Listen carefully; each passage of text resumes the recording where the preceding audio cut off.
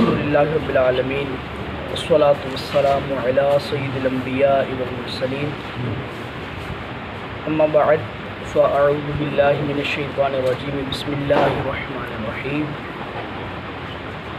صلی اللہ تعالی علی محمد صلی اللہ تعالی علیہ وآلہ وسلم۔ ہم روزانہ درس قرآن سنتے ہیں۔ میرے ذہن میں آیا کہ کیوں نہ ایسا ہو کہ ہم قرآن شریف کو سننے کے ساتھ فقہی احکام بھی سنیں۔ اس کی وجہ یہ ہے کہ چونکہ روزانہ آپ کے ساتھ نماز پڑھنے کا اتفاق ہوتا ہے جماعت میں، علاوہ جماعت کے، تو بہت سارے مسائل ایسے دیکھے گئے ہیں کہ جس میں لوگوں کی توجہ نہیں ہے اس کی طرف، کبھی سیکھا نہیں، کبھی پتہ نہیں چلا، کبھی ایسی کسی مجلس میں بیٹھے نہیں جہاں پر یہ مسائل سکھائے جائیں۔ تو چونکہ ہم یہ درس دیتے تو ہیں، روزانہ 5-7 منٹ کے لیے بیٹھتے ہیں، تو میں نے سوچا کہ ہم ساتھ میں یہ چیزیں بھی شروع کریں۔ یہ کتاب جو ہے بہار شریعت، اس کے سر ورق پر لکھا ہوتا ہے کہ یہ عالم بنانے والی کتاب ہے۔ یہ بہار شریعت وہ کتاب ہے جس کی طرف مفتی فتویٰ دیتے وقت توجہ کرتا ہے، اس سے جزیات لے کر وہ فتویٰ لکھتا ہے، اور بہت ہی بہترین کتاب ہے۔ زندگی کے تقریباً تمام مسائل ایک انسان کو جو ضرورت آ سکتے ہیں، جو پیش آ سکتے ہیں، وہ سب اس میں لکھے ہوئے ہیں۔ عقائد ہے، پھر عقیدے میں کس اللہ کے بارے میں، رسول اللہ کے بارے میں، فرشتوں کے، جنات کے، جنت دوزخ کے بارے میں جو عقائد قرآن و حدیث میں وارد ہوئے وہ سب اس میں لکھے ہیں۔ پھر اس کے بعد آگے نماز ہے، وضو ہے، غسل ہے، تجارت ہے، پھر جناب وراثت ہے، ہر طرح کا مسئلہ جو ایک انسان کو زندگی میں پیش آ سکتا ہے وہ اس کے اندر لکھا ہوا ہے۔ تو ظاہر ہے ایک دن میں تو ہم نہیں پوری کتاب پڑھ پائیں گے، تھوڑا تھوڑا کر کے ہفتے میں صرف ایک دن پڑھیں گے۔ جیسے آج جمعرات کا دن ہے تو میں نے یہ مختص کیا ہے کہ ہر جمعرات والے دن انشاءاللہ ہم یہ فقہی کتاب میں سے فقہی مسئلے 2 4 5 6 مسئلے جتنے ہمارے وقت میں 5-7 منٹ میں جو ہم سیکھ سکیں وہ سیکھیں گے، چلتے رہیں گے جب تک زندگی میری اور آپ کی ہے، ہم سیکھتے رہیں گے انشاءاللہ۔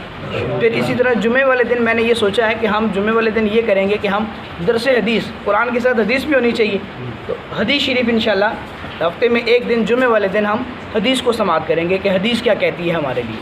تو یوں قرآن بھی چلے گا، حدیث بھی چلے گی، فقہ بھی چلے گی، تو انشاءاللہ سیکھنے کا اور سکھانے کا لطف زیادہ آئے گا۔ سیکھیں گے ہمارے ساتھ انشاءاللہ۔ آج شروع کرتے ہیں۔ آج عقائد الہی، اللہ کے بارے میں ہمارا کیا کیا عقیدہ ہونا چاہیے، تو وہ چند عقیدے سماعت فرمائیں۔ بسم اللہ الرحمن الرحیم۔ اللہ عز و جل ایک ہے۔ جو بات مشکل ہوگی اس کی میں ساتھ وضاحت کروں گا، جو آسان ہوگی بس وہ خالی اس کتاب سے پڑھ کے، کیونکہ یہ کتاب کے جو الفاظ ہیں نا وہ زیادہ بہتر ہیں کہ ایک بہت بڑے عالم دین کے لکھے ہوئے ہیں، میرے الفاظ سے زیادہ بہتر ہے کہ ہم وہ سنیں۔ کوئی اس کا شریک نہیں، نہ ذات میں، نہ صفات میں، نہ افعال میں، نہ احکام میں، نہ اسماء میں یعنی ناموں میں۔ واجب الوجود ہے یعنی اس کا وجود ہر وقت ہر جگہ ہونا ضروری ہے، یعنی اس کا وجود ضروری ہے۔ اس کا عدم کہتے ہیں نہ ہونا، محال ہے، یعنی ایسا نہیں ہو سکتا کہ زندگی کے جب سے مطلب یہ دنیا بنی یا اس سے پہلے جب سے اللہ موجود ہے اس وقت سے لے کے آگے ہمیشہ تک کسی ایک سیکنڈ کے کسی کروڑویں حصے میں بھی اس کی ذات موجود نہ ہو، ایسا نہیں ہو سکتا۔ اس کی ذات ہر وقت موجود ہے، ازلی ہے، ابدی ہے، وہی اس کا مستحق ہے کہ اس کی عبادت اور اس کی پرستش کی جائے۔ وہ بے پرواہ ہے، کسی کا محتاج نہیں۔ ایسا نہیں ہو سکتا کہ اس کی ذات کسی چیز کے لیے محتاج ہو، یعنی فرشتوں کے ذریعے وہ محتاج ہو کہ یہ کام کروائے، ایسا نہیں ہے۔ وہ بے پرواہ ہے، تمام جہان اس کا محتاج ہے۔ اس کی ذات کا ادراک عقلاً محال ہے، یعنی ایسا نہیں ہو سکتا کہ ہم اس کی ذات کو یا اس کی صفات کو عقل کے ذریعے ہم کہہ لیں کہ نہیں اللہ اس طرح کا ہے، نہ، اللہ کی ذات اور اس کی صفات عقل میں نہیں آ سکتی۔ اگر عقل میں آ جائیں تو پھر تو وہ ایک محدود ہو گیا نا، اللہ تو لامحدود ہے، اس کی ذات اس کی صفات لامحدود ہے، وہ کسی عقل میں نہیں آ سکتی۔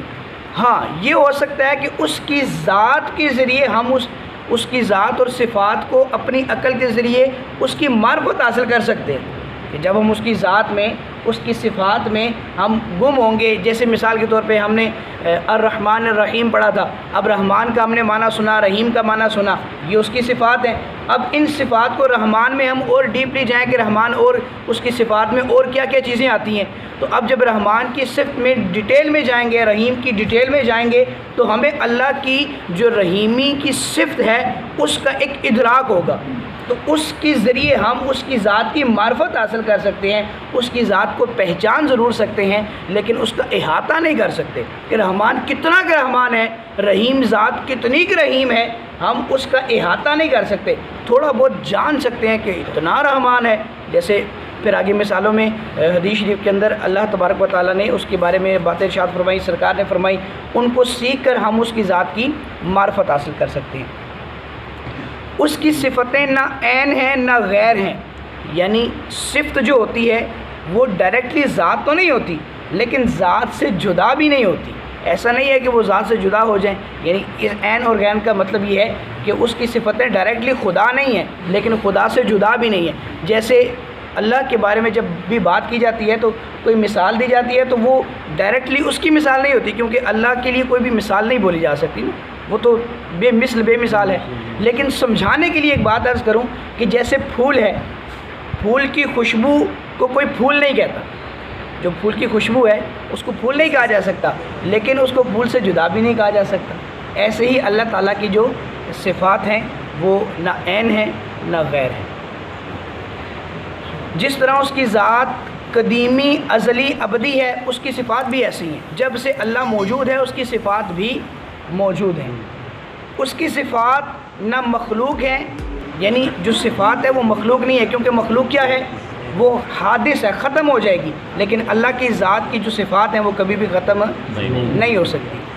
اور صفات الہی کو جو مخلوق یا حادث کہے وہ گمراہ ہے، بے دین ہے، اس کا دین سے کوئی تعلق نہیں ہے. آج ہم نے 8 مسئلے سنے، انشاءاللہ آگے تھوڑے تھوڑے کر کے سنتے رہیں گے. اللہ مجھے اور آپ کو ان مسائل پر عمل کرنے کی توفیق عطا فرمائے. وآخر دعوانا ان الحمد